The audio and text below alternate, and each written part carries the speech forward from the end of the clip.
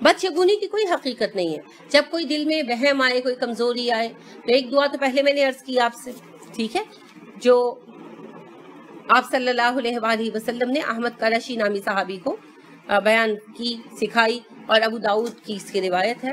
اس کی بہت معروف روایت جو عبداللہ بن عمر رضی اللہ عنہ سے آتی ہے.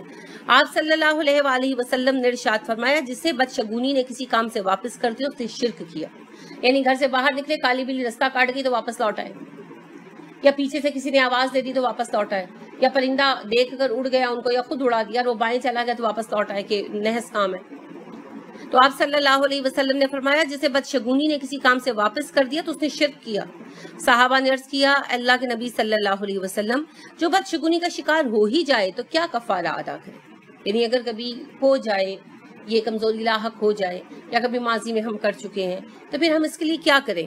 آپ صلی اللہ علیہ وسلم نے فرمایا، جسے بدشگونی کی وجہ سے کمزوری محسوس ہو، یعنی مشکل لگے اسے کچھ کرنا، تو وہ یہ دعا پڑھے، اللہم لا خیر الا خیرک، لا طیر الا طیرک، ولا الہ غیرک.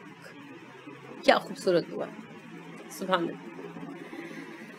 اللہم لا خیر الا خیرک، اللہ جی خیر تو بس وہی ہے جو آپ عطا کرے، اس کے سوا کوئی بھلائی نہیں ہے.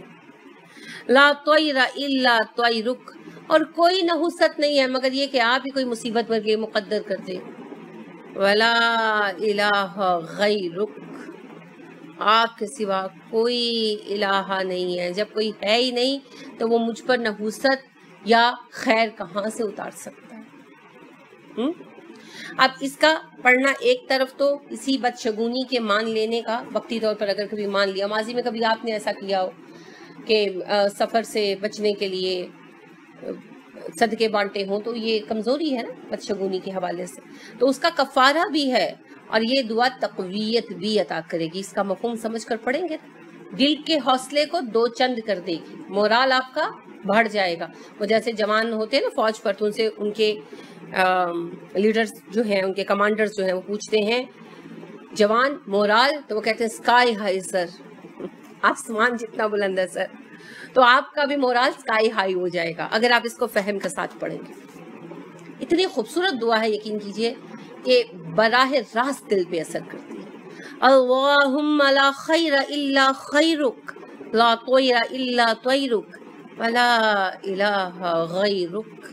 کتنی مختصر، کتنی جامع اور کتنی زود اثر دعا ہے.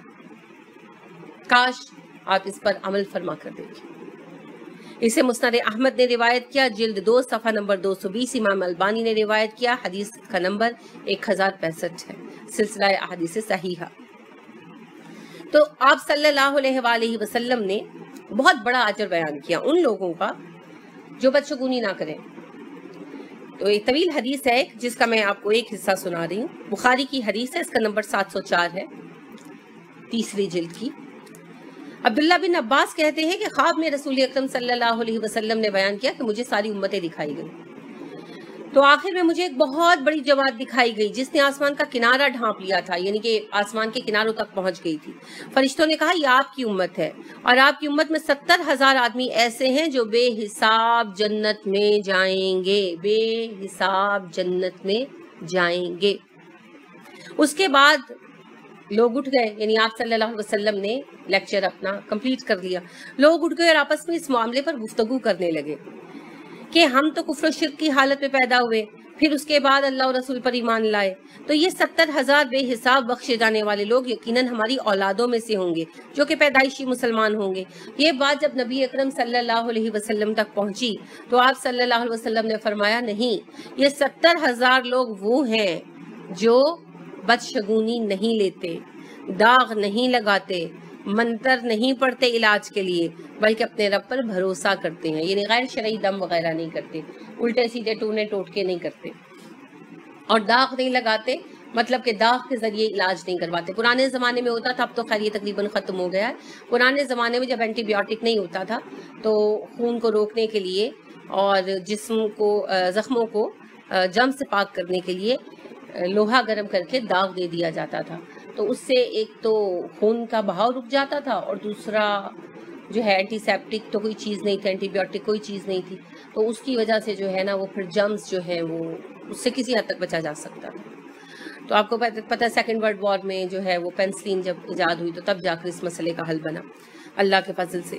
تو لہٰذا آپ صلی اللہ علیہ وسلم نے فرمایا کہ وہ داغ نہیں لگواتے اور منتر نہیں پڑھتے، بامانے الٹے سیدھے غیر شرعی دم نہیں کرواتے. اصل دم کی بات نہیں ہو رہی، غیر شرعی عجیب و غریب دم اور جیسے جن نکلوانے کے لیے پیروں کے پاس جا کر پتہ نہیں کیا کیا کرواتے ہیں، تو اس قسم کے کام نہیں کرتے اور بدفعلی نہیں لیتے، بدفعلی نہیں لیتے.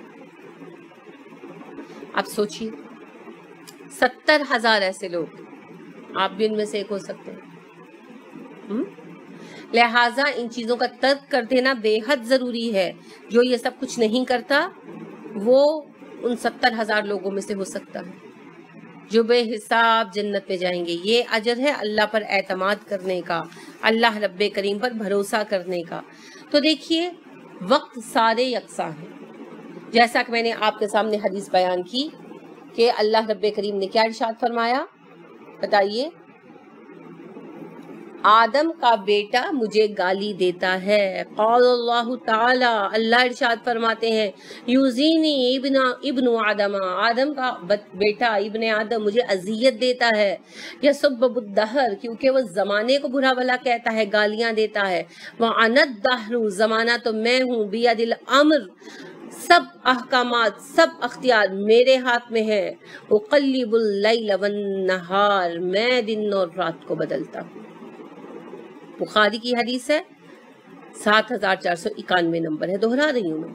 تو آپ دیکھیے کہ اس حدیث کو سنیے اور یہ بالکل صحیح احادیث میں سے ہے، اور پھر سوچئے یہ کہنا کہ سفر کا مہینہ منحوس ہے. اور دوسری بات، رسول اکرم صلی اللہ علیہ وسلم نے بار بار خطبات دیے. اتنی حدیثیں سننے کا مطلب سمجھتے ہیں آپ؟ بار بار آپ صلی اللہ علیہ وسلم اس موضوع پر بات کرتے تھے، اس عرب معاشرے کو درست کرنے کے لیے جس میں آپ آئے تھے. اب آپ صلی اللہ علیہ وسلم کے بعد ہم آپ کے نام لیوا ہو کر اسی جہالت کو مانیں جس پر عرب تھے، اور آپ صلی اللہ علیہ وسلم کے اتنے زیادہ فرامین جو ہمارے سامنے ہیں انہیں یکسر نظر انداز کر دیں، یکسر نظر انداز کر دیں. کسی حدیث کی کتاب میں ڈھونڈ کر لائیے کوئی ایک حدیث جو سفر کی نحوست کے متعلق ہو. زبان کی بات ضرور ہے، پائی جاتی ہے، لیکن کیا کوئی حدیث موجود ہے؟ لیکن ہمارا حال یہ ہے کہ ہم رسول اکرم صلی اللہ علیہ وسلم کے فرمان کو چھوڑ کر بے سر و باتوں کے پیچھے مال بھی دیتے ہیں، وقت بھی لگاتے ہیں اور اپنے آپ کو پریشان بھی کرتے ہیں. کتنی ایمرجنسی ہو جائے، نہیں سفر میں شادی نہیں کرنی. تو یہ سارے توہمات آپ کو نکالنے ہوں گے اپنے اندر سے، سب توہمات نکالنے ہوں گے. اور اگر نہیں نکالیں گے تو یاد رکھیے رسول اکرم صلی اللہ علیہ وسلم کا فرمان، الطیرۃ شرک، بدشگونی بدفعلی لینا شرک ہے، شرک ہے. کہاں جائیں گے، کیا کریں گے؟ اللہ کے بندو سوچو. لہٰذا سفر کو اس دفعہ آپ نے پوری دل جمعی کے ساتھ نارمل گزارنا ہے. جو آپ کے کام ہیں ان کو کیجئے. غلط بات ہے سفر میں کاروبار شروع مت کرو، سفر میں کسی کام کا آغاز مت کرو، سفر میں شادی مت کرو، سفر میں دن مقرر مت کرو شادی کا، سفر میں جو ہے اپنا کوئی کام پلان مت کرو کیونکہ سفر کا مہینہ نحس ہے. اللہ رب کریم ہمیں معاف فرمائے. زمانے کو برا کہنا اللہ کو برا کہنا ہے. حدیث سن لیا، کبھی آئندہ نہیں آپ نے کہنا یہ تو ماحول ہی ایسا ہو گیا جی، لوگ ہی ایسے ہو گئے ہیں جی، وقت ہی ایسا ہو گیا جی. کچھ نہیں ہوا، سب کچھ اپنی اپنی جگہ پر درست ہو جائے گا انشاءاللہ. وقت کو برا بھلا کہنے کی ضرورت نہیں ہے. ہمارا عمل غلط ہو گیا، ہم نے تبلیغ چھوڑ دی، ہم نے بلاغ کرنا چھوڑ دیا تو حالات خراب ہوئے. زمانے کو کچھ نہیں. اور کہنے سے پہلے زمانے کو برا اس حدیث کو یاد کیا کریں، ٹھیک ہے؟ اور رسول اکرم صلی اللہ علیہ وسلم کے اتنے فرامین الحمدللہ میں نے آپ کو سنائے. الحمدللہ میں نے آج آپ کو پتہ کتنی احادیث سنائی ہیں؟ 22 احادیث سنائی. فللہ الحمد. تعریف کے قابل وہ ذات ہے، میرا کمال نہیں ہے. میری خوش نصیبی ضرور ہے کہ میں نے آپ کے سامنے صحیح احادیث بما حوالہ پیش کی.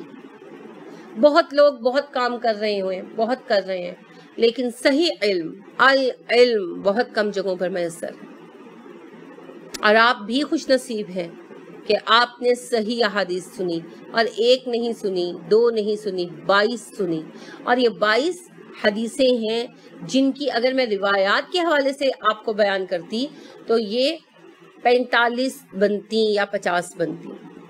میں نے ایک متن جس کی سندیں الگ الگ ہیں ان کو ایک ہی دفعہ بیان کیا، اور ساتھ آپ کو بتا دیا کہ فلاں فلاں کتاب میں آئی ہو۔ اگر میں ان کو سب چینز کے ساتھ بیان کرتی تو یہ قریباً 50 احادیث بنتی۔ تو رسول اکرم صلی اللہ علیہ وسلم کا ایک فرمان 22 دفعہ سن کر کہ سفر کی کوئی نحوست نہیں ہے، پھر بھی اگر آپ نہیں مانیں گے تو پھر آپ جانیے اور رب کریم جانیے، وما علینا الا البلاغ المبین، ہمارا ذمہ بات کو وضاحت کے ساتھ صرف پہنچانے کا ہے۔ اللہ رب کریم میرا، آپ کا، ہم سب کا دل اسلام کے لیے کھول دے، اور اسلام کو ہمارے دلوں میں رچا بسا دے، اور اسلام پر ہمارے لیے عمل کرنا آسان کر دے، ہمیں صحیح معنوں میں اپنا بندہ بنائے، ہمیں ایسا بنائے جیسا وہ ہمیں دیکھنا چاہتا ہے۔ آمین۔ سبحانک اللہم وبحمدک ونشہد ان لا الہ الا انت ونستغفرک ونتوب الیک۔ السلام علیکم ورحمۃ اللہ وبرکاتہ۔